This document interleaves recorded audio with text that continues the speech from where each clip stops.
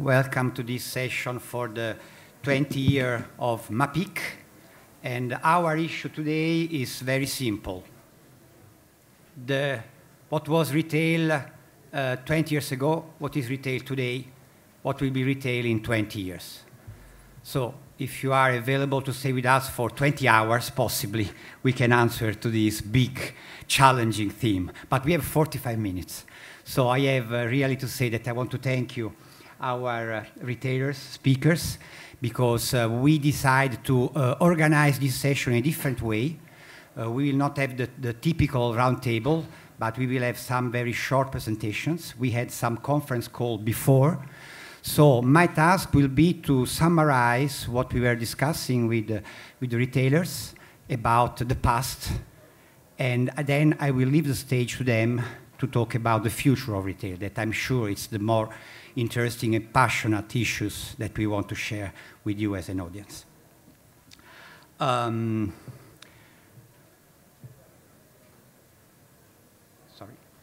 Okay, by the way, I am Fabrizio Valente. I am the CEO of Kiki Lab, that is a consultancy firm based in Italy, and we are the Italian member of this global alliance with 24 consultancy firms in all continents, and we are active all over the world.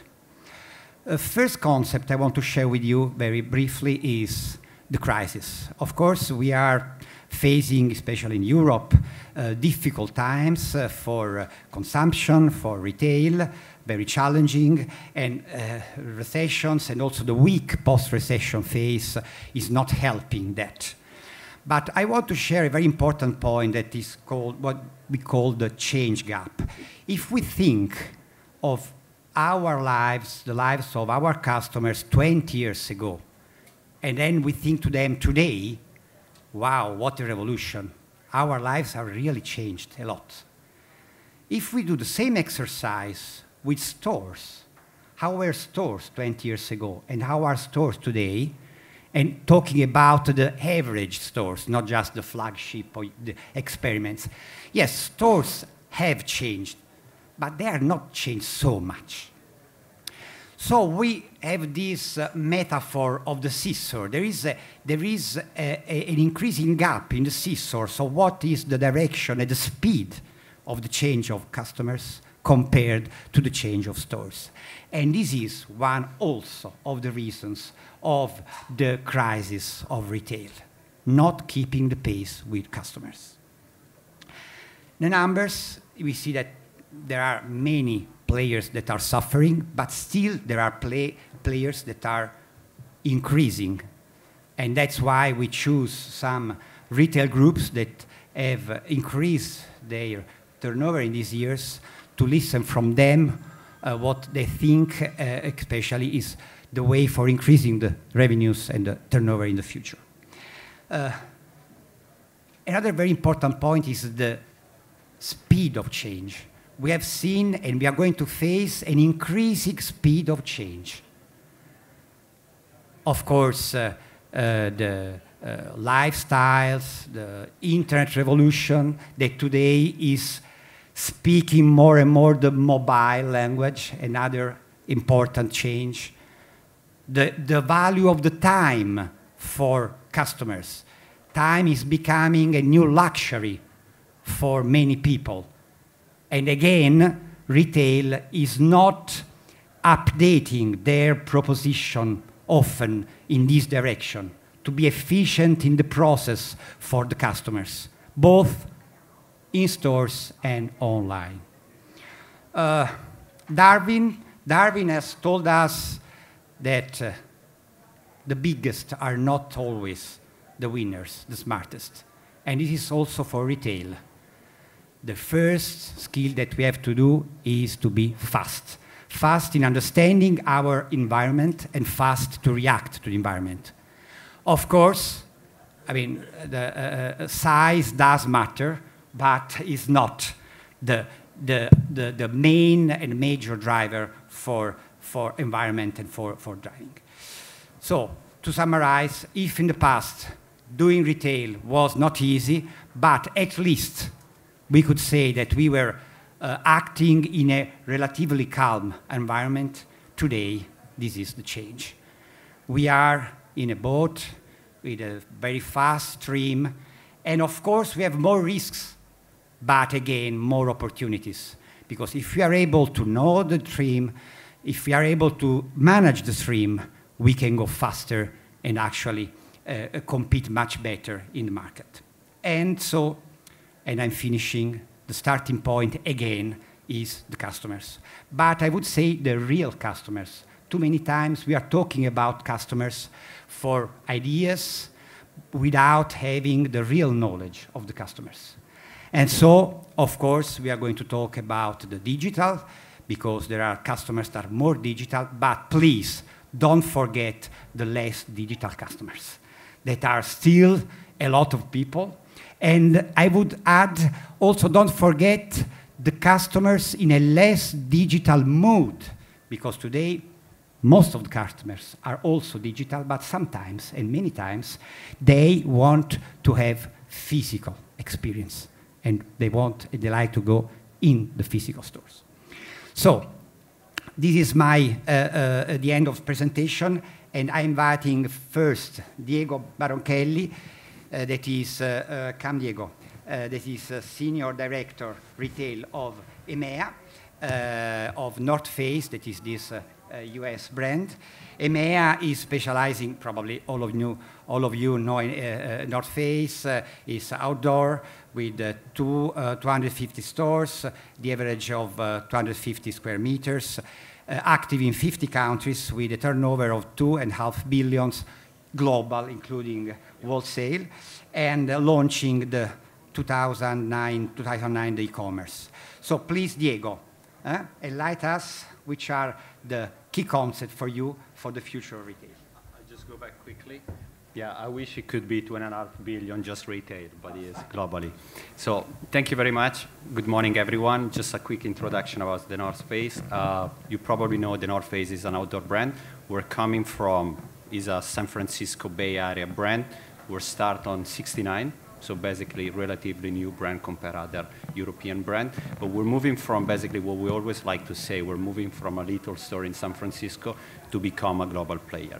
Today, we are definitely a global player. We work in 50 countries, and we believe we're gonna work and we're gonna continue to export what is our company statement, never stop exploring.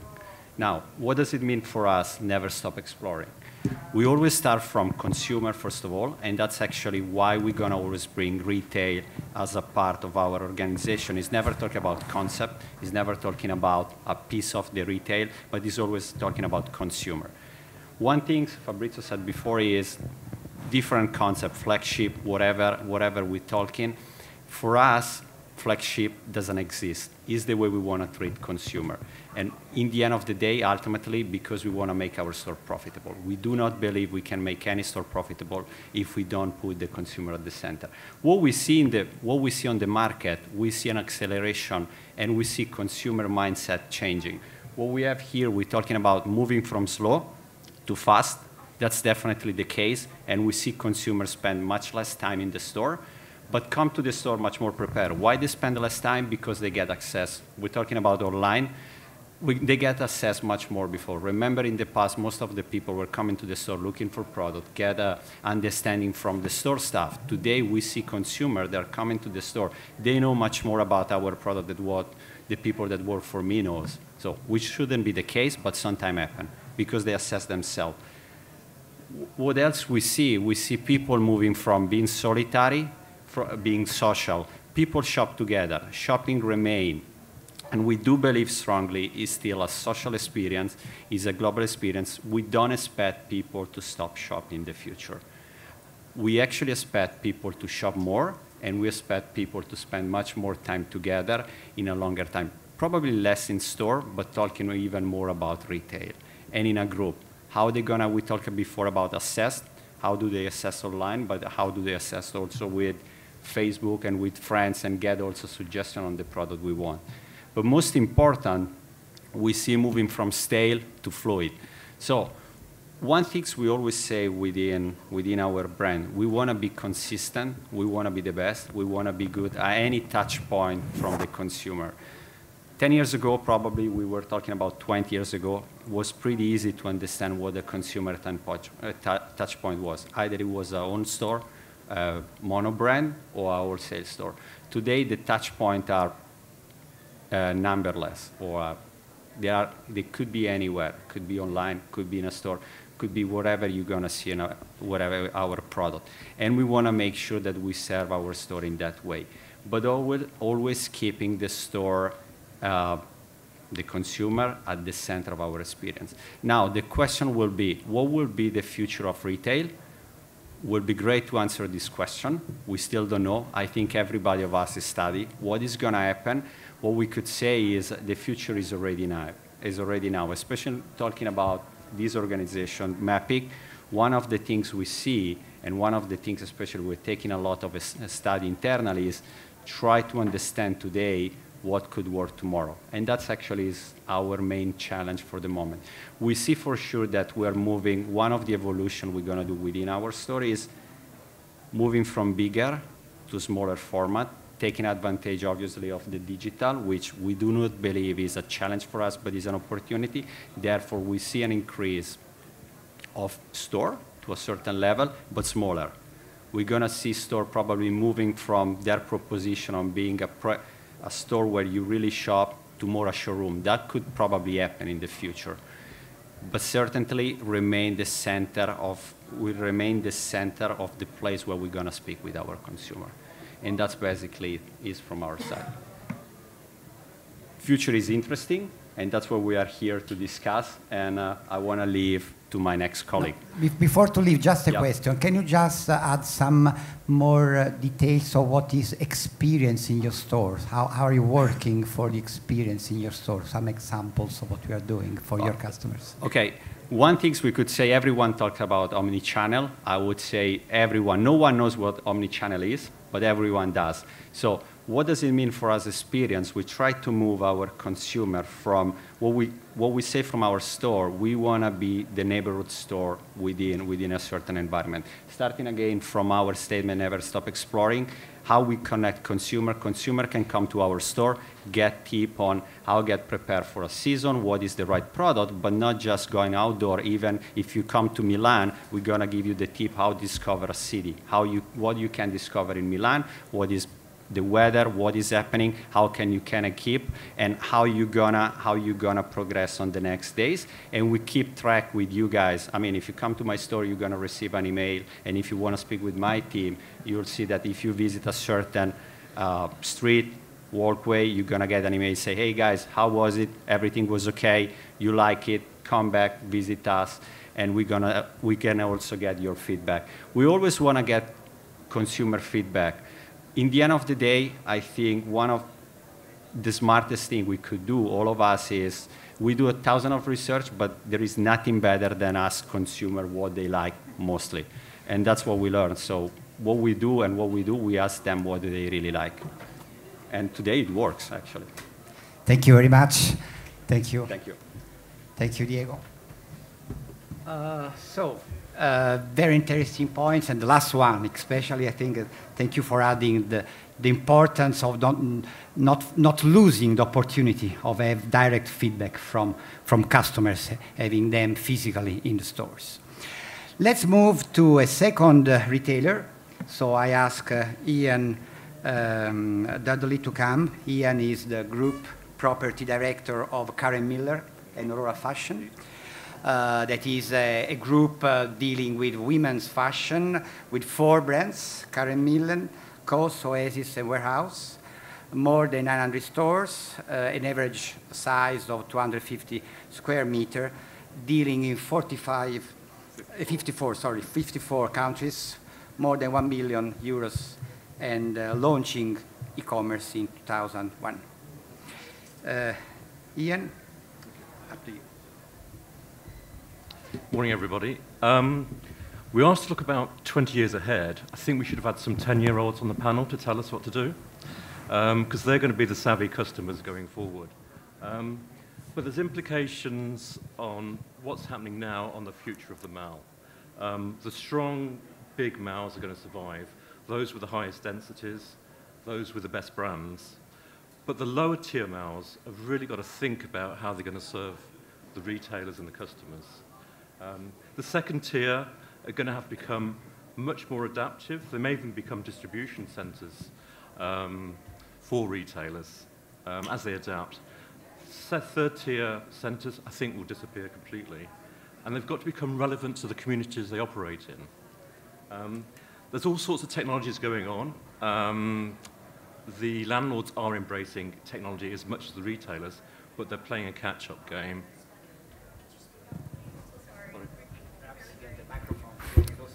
Is that better? Yeah. So the landlords are facing the problems that the retailers are. Now, we were a very early adopter of technology, 2001 e-commerce. Landlords are only just getting to grips with it in the last 2 or 3 years. So they're way behind the curve, and the retailers can teach the landlords a lot to do. I mean, Westfield, when they launched their site, for instance, came over from Australia to see our e-commerce people 5 years ago. So they were recognizing that they really have got to change as well. So going forward, will store sizes decrease? It depends on your use. But some retailers can just get away with a technical shopfront. That's happening now. So we're all saying what's going to happen in the next 20 years. We've got an awful lot going on now, and I'm not sure anyone can really answer where we are in 20. We can project innovations, but we do need the youngest, technical savvy kids to tell us what it's all about. But that then leads me on to store numbers. I mean, we as a brand have 900 stores, but that's a mixture of company-owned, franchise, concessions and department stores. But in the UK, for instance, we had 80 stores per brand. We are going to go down to about 30 stores a brand as a reflection of where consumers are shopping, the impact of e-commerce, and the fact that the smaller destination towns are actually retracting in their offer. So you've actually got to start using an awful amount of precision in where you place your stores from now on. No longer can you have huge, huge chains going into every major city. You've got to get exactly right in the city, and you've got to pick your cities very, very well. But that leads me on to the role of the store. For instance, we use our stores as mini distribution centers. We have this concept called anywhere and everywhere, which means if someone wants an item of clothing, say they're going to a wedding, they've got a whole raft of menus about what they want. We can do it within 2 hours.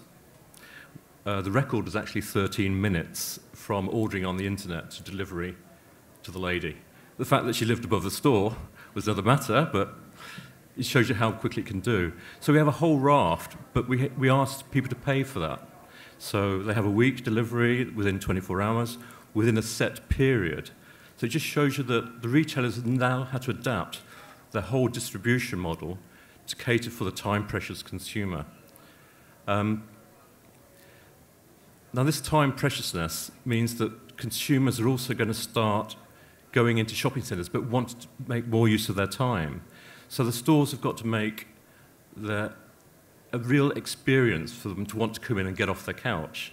Otherwise, they can surf away and be instant gratification with deliveries to the house. So it's all about the experience in the store, having the full product range. And the savvy customers at the moment, they are researching on their way to your store, on their mobile phones, what the prices of competition is, where they can get it, what colour it is. So by the time they arrive in store, they already know what they want. So you have to make, once they get there, the experience as good as you can. Now, we are doing away with cash tills, for instance. All our operators have iPads around their necks, and they can actually do the transaction in the fitting rooms, which is where we make our business. So, say the lady has 3 or 4 dresses, all different colours. She says, actually, I like a pink one.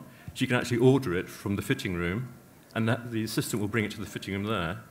They will also do the transaction in the fitting room.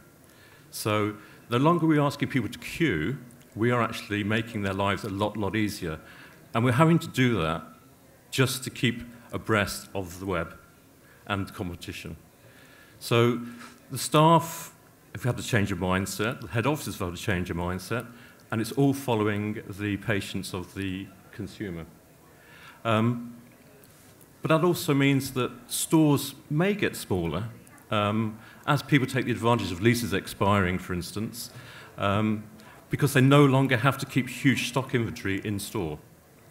They can do sort of deliveries very, very quickly, which means your back of office space is going to go away. You can then have much cheaper space for your distribution centres in cheaper areas because the whole delivery process is becoming much more streamlined for everybody. So that's roughly where the changes are, as I see it happening. I'll put a picture of the sea. We all know about global warming. Some of those islands who aren't going to change are just going to go underwater, and only the strong will survive. Thank you. Thank you very much. Thank you, Ian. Very interesting. And I would pick among the many themes the transaction in the fitting room at Teams. It seems very interesting concept because it's a kind of a detail that makes the importance of both giving service to the customers, but also profit of the I would say carpe diem in the store. So take the moment for the sale. Let's go now to another very interesting group. It's Dutch. I invite Emile Rompol to come here, HEMA. Emile is the Director of Business Development. HEMA, probably you know it because they have almost 700 stores in 7 countries in Europe. It's a value retail with 100% HEMA branded products that are hard goods, food, fashion. They have different formats from very small, 50 square meter, up to the mega stores of 3,000, but the average, especially for international expansion, is 500 square meter. Their turnover is 1.6 billion, and they launched also e-commerce in 2002. So, Emile, your future key concept. Okay. Thank you. Good morning, everybody. Very pleased to explain a bit about how we feel on the future of retail. Is there a future for retail? We believe there is. The only thing is that we're not going to decide it. It's the customer who decides that for us. Sorry, okay. So online, offline, omni-channel, it's the customer who decides where to buy, when to buy, how to buy. So if you don't have a seamless integration of all your processes in place, you're going to lose the battle. Well, we have one big advantage if you go online.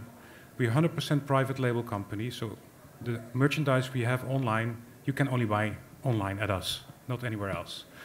And the same goes for our stock. But what we have done, maybe by accident, we took the delivery to the store, the pickup point, which is now a hot item, from day one in the model. So customers are used to ordering online, picking it up in the store of their choice. We see also that when we are opening more and more stores throughout Europe, particularly transport hubs are becoming increasingly important for us. So we're opening stores and railway stations, not only in the Netherlands, but also in France and in the UK. And we see that a growing number of customers who are commuting are picking up their order. They can order in the train, they can pick it up in the store of their choice. And once they are at home in the weekend, they have a different mindset in shopping. They are more dwelling time, they will do more the fun shopping. Hence the difference in the concepts. Our smallest store, 50 square meters in Gare du Nord, in La Défense in Paris, the biggest stores being flagships in the Netherlands.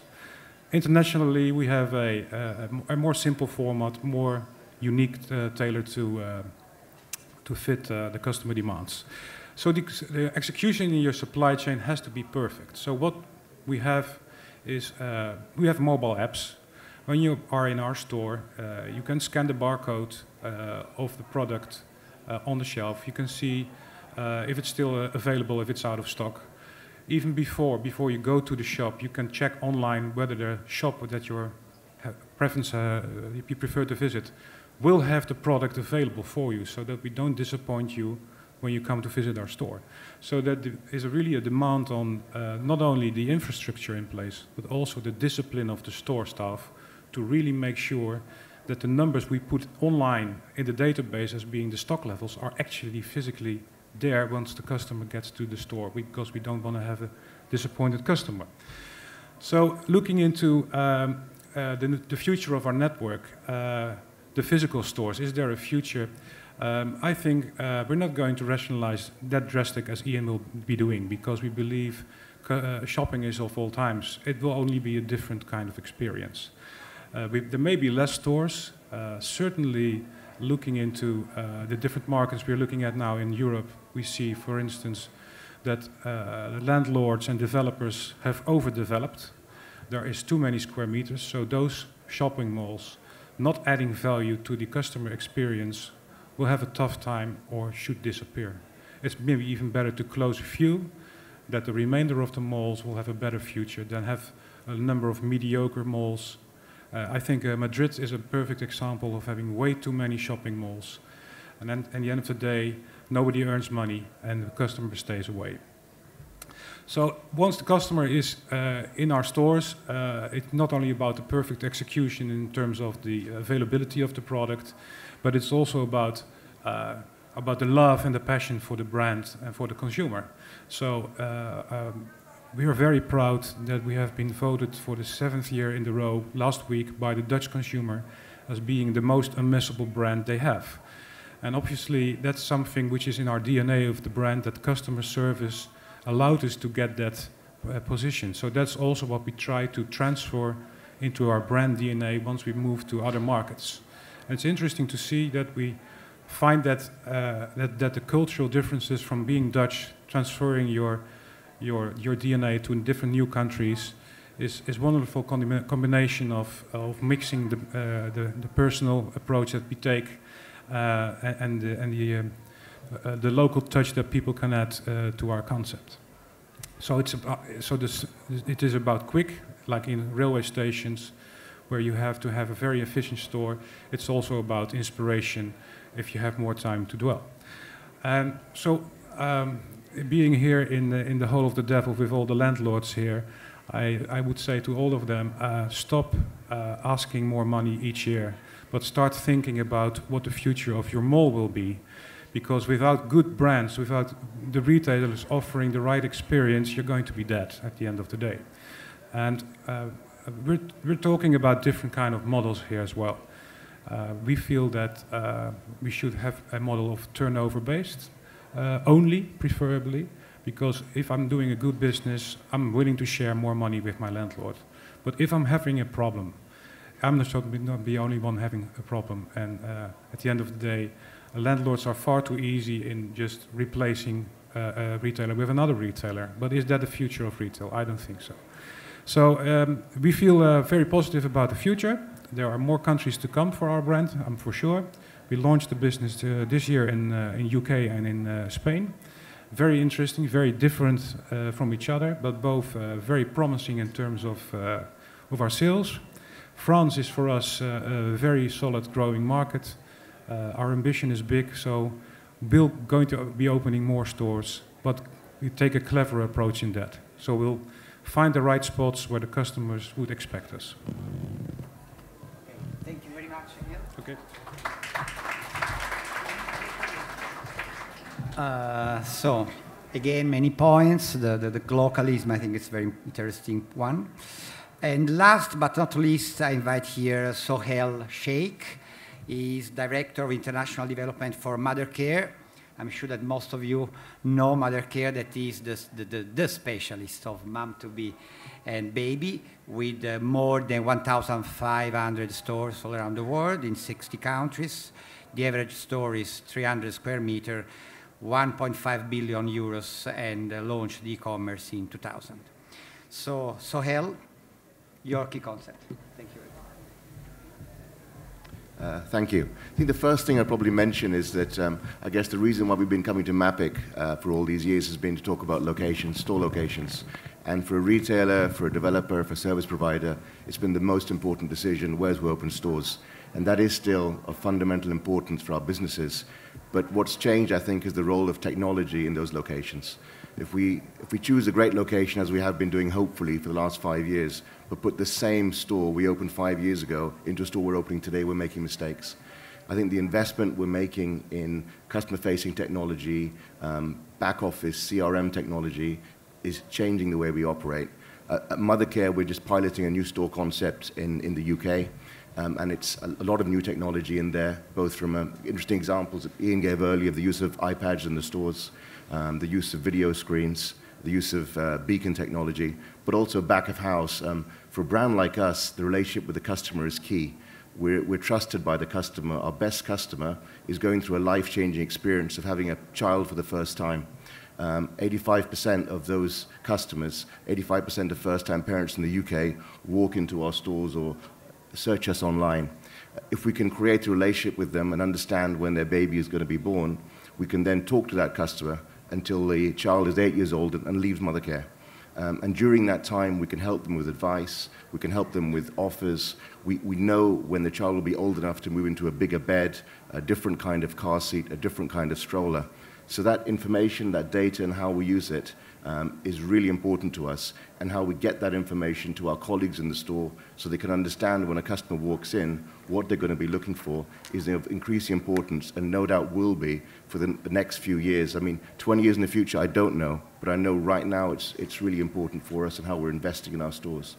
And I think how we spend our capital in stores and how we work with landlords in the future, the conversations will change. I think, landlords are investing a lot of money as well in technology in their centers. They're putting in beacon technology. They're putting in all sorts of clever things. It doesn't make sense for landlords to do that in isolation and retailers to do the same investments in isolation. So I think where the synergies are, how we invest together, how we talk to our customers as they come into the mall together and don't bombard them separately with emails and offers is going to be really interesting over the next few years. The other thing I think worth mentioning, and something we work on a lot, is we're in our home market, we're market leader. We're also in 59 other markets with franchise and JV partners across Latin America, Asia, Middle East, Europe. And we're always looking at where more we can do and where further we can go. And what is the model there? Is it a cookie cutter? We have the same model everywhere, the same concept, the same ranges? Or do we try to localize? I think as the customer now has more information and more choice than ever before, in emerging markets, every brand from every part of the corner are already in the malls. China has brands not just locally, but from every corner of the world. So how do we adjust what we do, and how do we manage a business which becomes more complex with localization while remaining global scale and getting the benefits of being a global business? And that's really interesting. I think customers these days want to be respected and want to see a brand thinking about them locally, as well as having a global brand identity. And we're seeing a move now towards more personalization in products, more bespoke products, and that again adds complexity for the retailer, especially the bigger ones, with legacy businesses that have been going on for years. So I think trying to adapt to that, the role of new production technologies, 3D printing in the product ranges we produce is becoming more interesting. I think that leads on to us staying relevant as brands in our store concepts, in the products we produce, in how we work with our customers. It's easy to almost do what we have been doing and slowly losing relevance for the new millennial customer who is shopping differently, thinking differently, is less patient, but has access to more information in many cases than we do. So understanding that, thinking about it, and keeping up to date, investing in thinking about the future, I think is more and more important. And finally, I think how we actually operate as retailers is changing. I think the organizational models we've had for years, the disciplines, the structures, the job titles, they're still relevant, but to a point. Our colleagues who work in stores need a different kind of training, a different kind of support. Their role is changing. Ian mentioned the role of the colleagues that in his businesses work in stores. They're distribution hubs. They need to be comfortable with technology. They're providing advice. It's not just about stocking shelves anymore and operating for fixed hours. It's about understanding how we can help customers in store, and then also back in the office. What information do we have? We have a lot of big data now. What do we do with that? I met a guy recently who said, it's not about business analysts anymore, it's about data scientists. I don't actually know what a data scientist is, but it sounds like I should know what it is. And I think we have this information. What do we do with it? How do we react quicker to customers? How many people do we have in our digital teams, or are they just part of our main teams now going forward? I think we need to think about how we structure things organizationally, how we train our own teams, because if we don't do that, I think we won't have the best people anymore. We'll stick with structures we've had for years, and we will lose relevance, and we will probably die as well. So I think that's what we're looking for and investing in. Yeah. Thank you very much. You're welcome.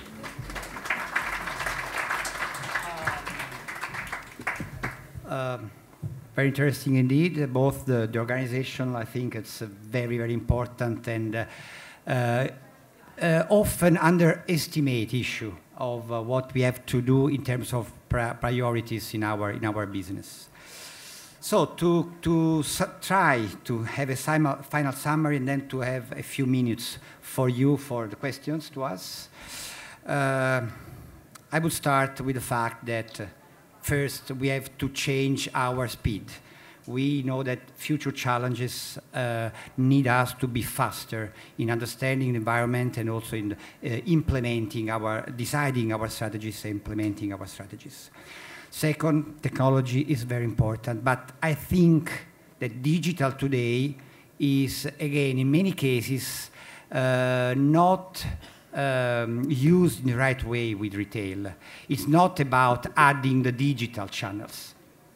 It's how we integrate our digital and physical channels. It's not about multi-channel or omni-channel. It's about cross-channel. We are doing, since a few years, studies and consultancy on this cross-channel concept that is still not so used in our business.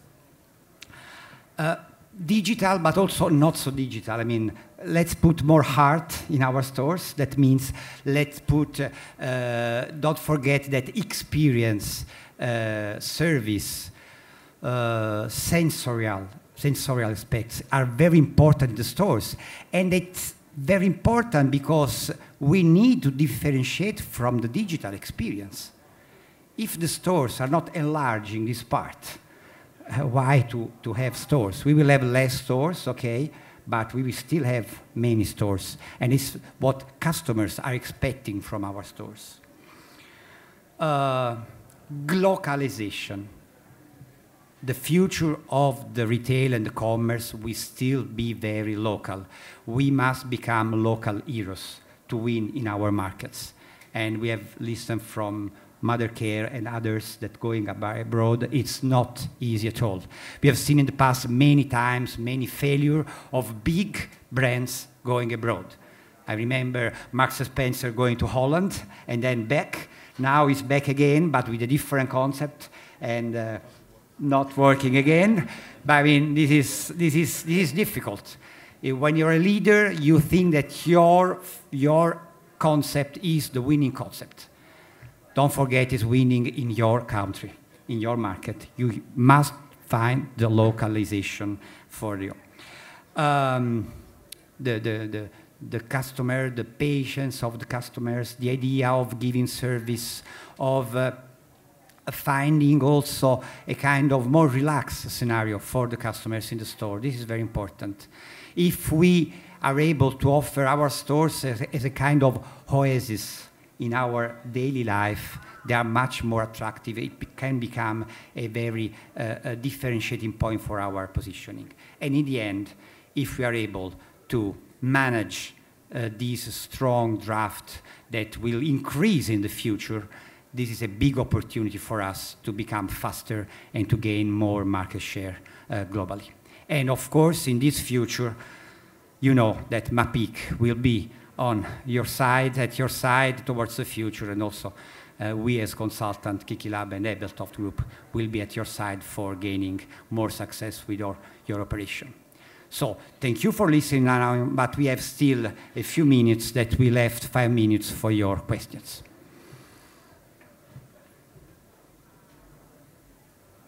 We have some microphone around.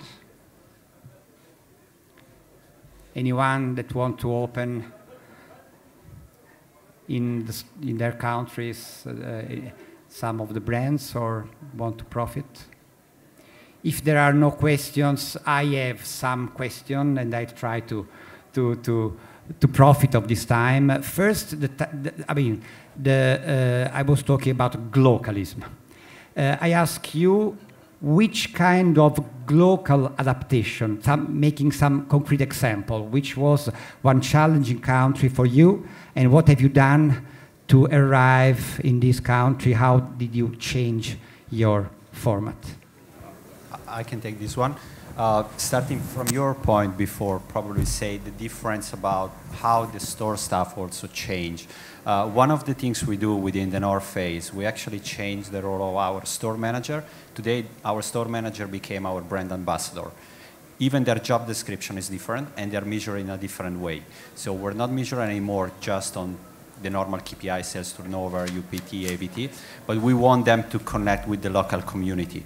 We actually measure them on how do they connect to local mountaineering club, ski club, whatever activities come to the town. And actually we're working with agency and we're working with trainer really to get them in a new path.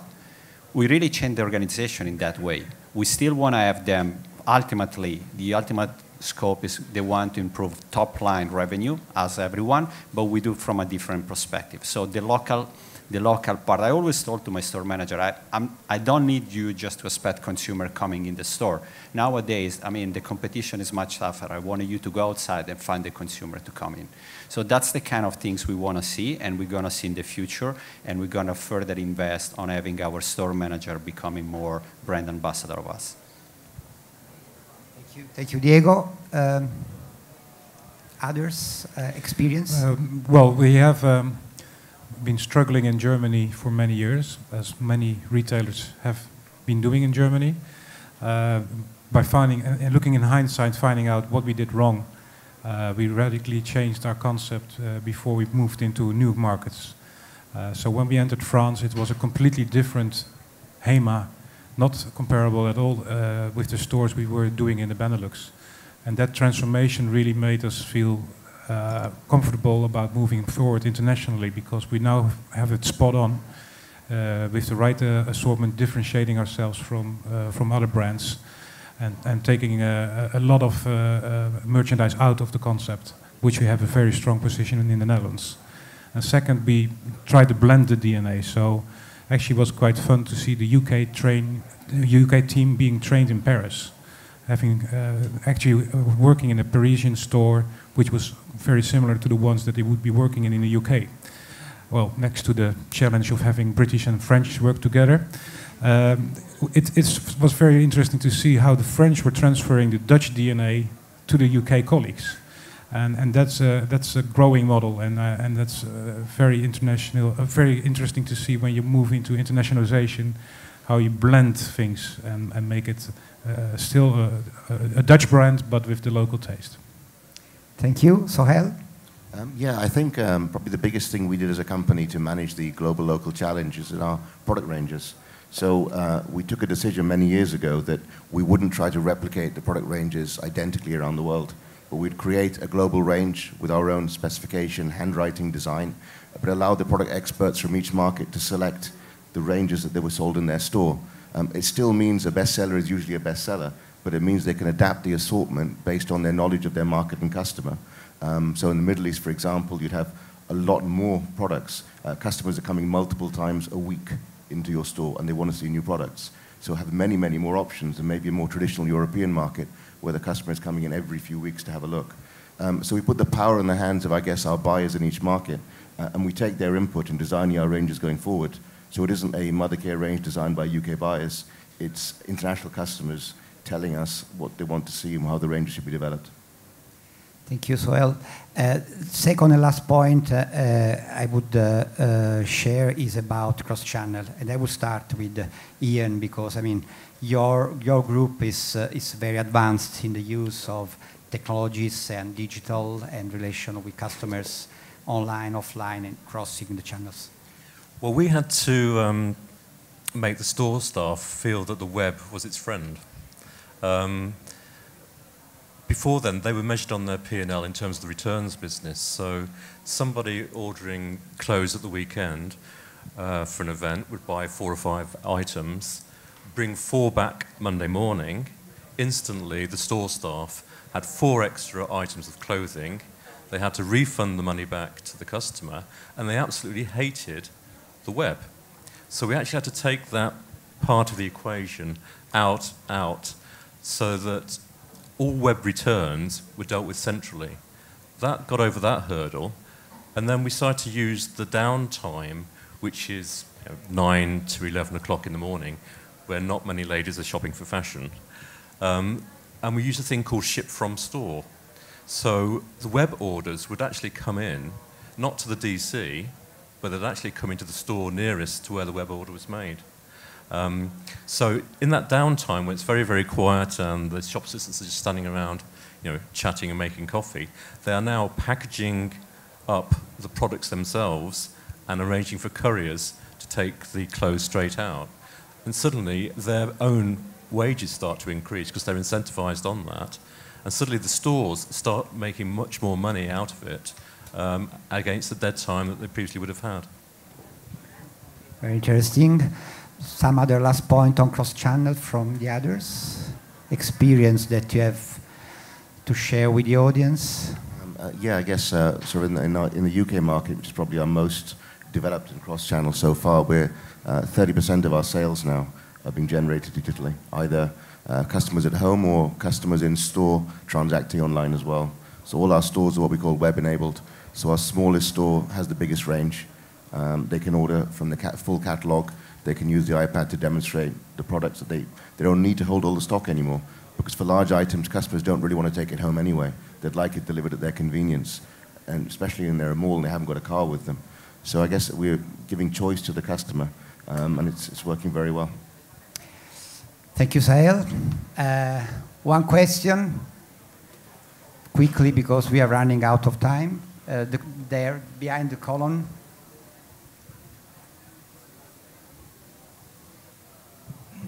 Yeah, I was wondering if you could maybe give us some specific things that you see from the retailer's perspective that landlords have to do in changing shopping malls to kind of adapt to what is going on, new technology, localization, showrooming, etc. Are there any specific things that you see that you would like shopping malls to change? Very, very clear the question. Who wants to try to answer? Yeah, I mean, Into in the UK have got a very unusual website compared to most other landlords, and they've got a style page. So it's, take Emma Watson, for instance. They will get a picture of her, what she's worn that day.